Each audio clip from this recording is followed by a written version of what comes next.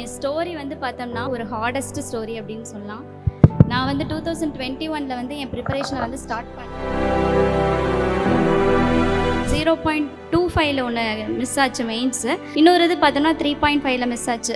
Okay, நமக்கு வந்து நல்லா வரும் போல், நெக்ஸ்ட் டே நம்ம கண்டிப்பாக கிளியர் பண்ணிடலாம் அப்படின்னு நான் ஒரு கன்சிஸ்டன்சியாக ப்ரிப்பேர் பண்ணிகிட்டு இருக்கப்போ எங்கள் லைஃப்லேயே ஒரு ட்ராஜடி நடக்குது.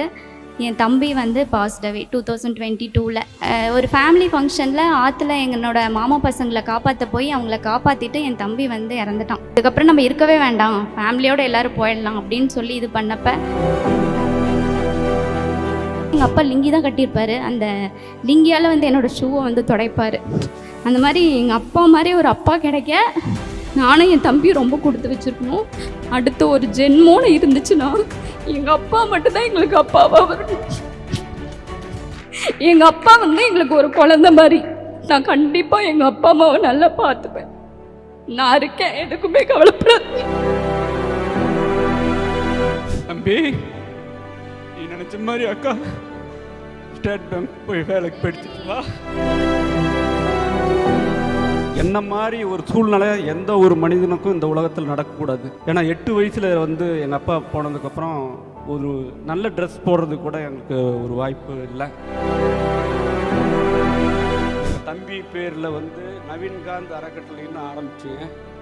அங்கே வந்து எங்களால் முடிஞ்ச ஒரு இப்போ ரொம்ப ஏழ்மையாக இருக்கவங்களுக்கு அவங்களுக்கு கல்வி வந்து அவங்களுக்கு வந்து நாங்கள் வழங்கணும் அப்படின்னு நினச்சிட்ருக்கோம். ஒரு 100 பேரையாவது எங்களால் முடிஞ்ச அளவுக்கு அவங்கள உருவாக்க முடியும். அதில் ஒரு 10 டாக்டரையாவது நான் உருவாக்குவேன். ஓட நீரோட இந்த உலகம் அது போல ஓடும், அது ஓடும் இந்த காலம் அது போல நிலையால் இல்லாது நினைவில் வரும் நிறங்களே தென்றல் வந்து தீண்டும் போது என்ன வண்ணமோ மனசுல.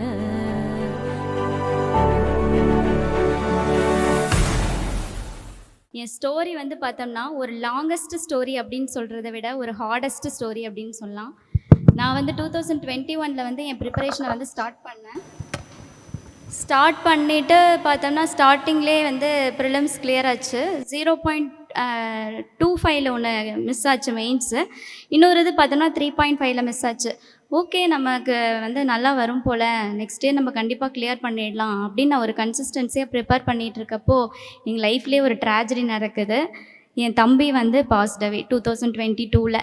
என் தம்பி செங்கல்பட்டு மெடிக்கல் காலேஜில் MBBS வந்து படிச்சுட்ருந்தான். ஒரு ஃபேமிலி ஃபங்க்ஷனில் ஆற்றுல எங்களோட மாமா பசங்களை காப்பாற்ற போய் அவங்கள காப்பாற்றிட்டு என் தம்பி வந்து இறந்துட்டான்.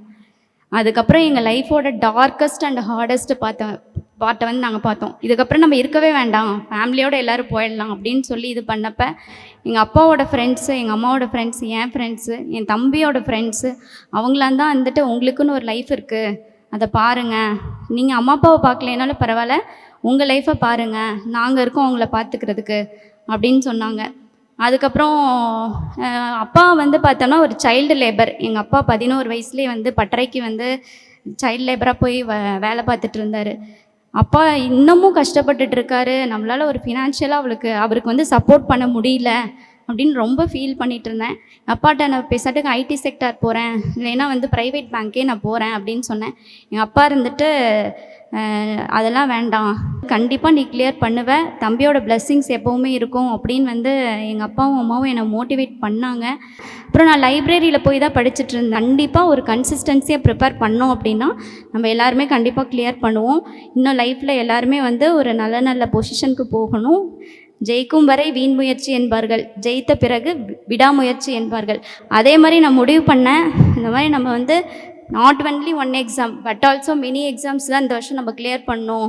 எந்த ஒரு ஃபங்க்ஷனுக்கும் எங்கள் அம்மா அப்பா போக முடியாது. ஏன் இன்னும் வச்சுட்டே உட்காந்துருக்கீங்க, யாருக்கு இப்போலாம் வந்து கவர்மெண்ட் ஒர்க்கு கிடைக்கிது அப்படின்னு சொல்லி எங்கள் அப்பாவையும் எங்கள் அம்மாவையும் நிறைய இது பண்ணாங்க. என் பொண்ணு வந்து வேலைக்கு போய் என்ன பண்ண போகுது அப்படி இப்படின்னு பேசினவங்க மத்தியில் இப்போ வந்து SBI ஜேஏ வந்து கிளியர் பண்ணியிருக்கேன். IBPS PO reserved, IBPS RRB POவும் ரிசர்வ்டில் இருக்குது. LIC AAO மெயின்ஸும் வந்து கிளியர் பண்ணியிருக்கேன். இன்டர்வியூக்கு வந்து அப்பியர் ஆகியிருக்கேன். இன்னும் மேற்கொண்டு வந்து RBI கிரேட் B அந்த மாதிரி வந்து லெவலில் வந்து நான் கண்டிப்பாக மேலே கொண்டு போயிட்டே இருப்பேன். எங்கள் தம்பியோட பிளெஸ்ஸிங்ஸோட எங்கள் லைஃப் இதுக்கப்புறம் நல்ல ஒரு ட்ராமாட்டிக்கான சேஞ்சாக மாறுமோ ஒழிச்சு நாங்கள் கீழே போக மாட்டோம். எங்கள் ஃபேமிலியில் ஃபஸ்ட்டு டாக்டர் என் தம்பி தான். அதே மாதிரி ஃபஸ்ட்டு சென்ட்ரல் கவர்மெண்ட் எம்ப்ளாயி நான் தான். அந்த அளவுக்கு வந்து எங்கள் அப்பா சைல்டு லேபராக இருந்தாலும் எங்கள் 2 பேர்த்தையும் ஒரு இது படிப்புக்குன்னு சொல்லிட்டா வந்து எதுவுமே எங்கள் அப்பா இது பண்ண மாட்டார். அதே மாதிரி எங்கள் அப்பா ஸ்கூலுக்கு வருவார். நான் ஹாஸ்டல்லே தான் படித்தேன். 2nd ஸ்டாண்டர்ட்லேருந்து கிட்டத்தட்ட 16 வருஷமாக நான் என் ஃபேமிலியோட இல்லை. அப்பா வருவார் ஸ்கூலுக்கு, என்னை பார்க்க வருவார். ஸ்கூலில் வந்து மிஸ் எல்லாம் சொல்லுவாங்க, ஏங்க நீங்கள் பக்கத்தில் இருக்கீங்க, அடிக்கடி வரீங்க, மற்ற பொண்ணுங்களாம் என்ன ஆவாங்க அப்படின்னு. வந்த உடனே எங்கள் அப்பா லிங்கி தான் கட்டியிருப்பார். அந்த லிங்கியால் வந்து என்னோடய ஷூவை வந்து துடைப்பார். அந்த மாதிரி எங்கள் அப்பா மாதிரி ஒரு அப்பா கிடைக்க நானும் என் தம்பியும் ரொம்ப கொடுத்து வச்சுருக்கணும். அடுத்த ஒரு ஜென்மோன்னு இருந்துச்சுன்னா எங்கள் அப்பா மட்டும்தான் எங்களுக்கு அப்பாவாக வரணும். எங்கள் அப்பா வந்து எங்களுக்கு ஒரு குழந்தை மாதிரி. எங்கள் அப்பா அம்மாவை நல்லா பார்த்துப்பேன். நான் இருக்கேன், எதுக்குமே கவலைப்படாது.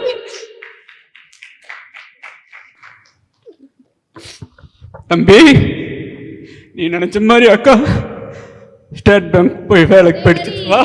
இன்னொன்று வந்து என் தம்பி சொன்னான், என் தம்பி இறக்குறதுக்கு முன்னாடி நாள் வந்து பார்த்தோம்னா ஸ்டேட் பேங்க்குக்கு வந்து அவனுக்கு லோன் விஷயமா நாங்கள் பேச போயிருந்தோம். அப்போ இருந்துட்டு என் தம்பி ஸ்டாஃப்ஸ் வண்டி இருக்கும்ல, அந்த இடத்துல வந்து வண்டியை கொண்டு போயிட்டான். டே எதுக்குடா வந்து இங்கே கொண்டு வந்த அப்படின்னு நான் வந்து என் தம்பிகிட்ட சொன்னேன். இல்லைப்பா, நான் வந்து இன்னைக்கு வந்து நான் கொண்டு வந்து உன்னை விடுறேன், நான் நீ பைக்கில் கொண்டு வரேன், நாளைக்கு வந்து நீ காரில் இங்கே வந்து இறங்குவேன் அப்படின்னு என் தம்பி வந்து சொன்னான். அதனால தான் ஒரு வேளை IBPS PO வந்து தள்ளி போணுச்சோ என்னவோ, ஃபஸ்ட்டு எனக்கு SBI ஜேஏ வந்து கிடச்சிருக்கு. Thank you Jackson's. நான் அதையும் படிக்கலை, எனக்கு எப்படி பேசணும்னு கூட தெரியாது. என்னை வந்து 5ஆம் வகுப்பு வரைக்கும் தான் எங்கள் அப்பா படிக்க வச்சார். நான் 3வது படிக்கிறப்ப எங்கள் அப்பா இறந்துட்டாரு. எனக்கு 8 வயசு. எனக்கு 8 வயசில் எங்கள் அப்பா விட்டு இறந்துட்டாரு. என்ன மாதிரி ஒரு சூழ்நிலை எந்த ஒரு மனிதனுக்கும் இந்த உலகத்தில் நடக்கக்கூடாது. ஏன்னா 8 வயசில் வந்து எங்கள் அப்பா போனதுக்கப்புறம் ஒரு நல்ல ட்ரெஸ் போடுறது கூட எனக்கு ஒரு வாய்ப்பு இல்லை.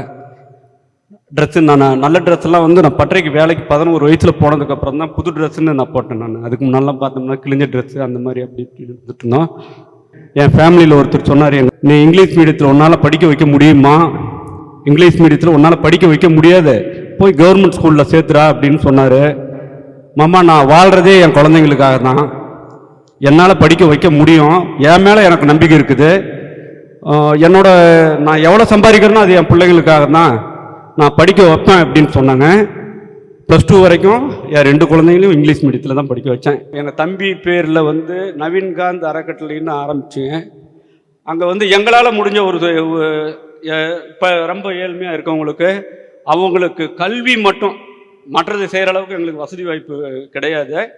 கல்வி வந்து அவங்களுக்கு வந்து நாங்கள் வழங்கணும் அப்படின்னு நினச்சிட்ருக்கோம். ஒரு 100 பேரையாவது எங்களால் முடிஞ்ச அளவுக்கு அவங்கள உருவாக்க முடியும். அதில் ஒரு 10 டாக்டரையாவது நான் உருவாக்குவேன், என்னால் முடியும். ஓட நீரோட இந்த உலகம் அது போல ஓடும், அது ஓடும் இந்த காலம் அது போல நிலையால் இல்லாது நினைவில் வரும் நிறங்களே தென்றல் வந்து தீண்டும் போது என்ன வண்ணமோ மனசுல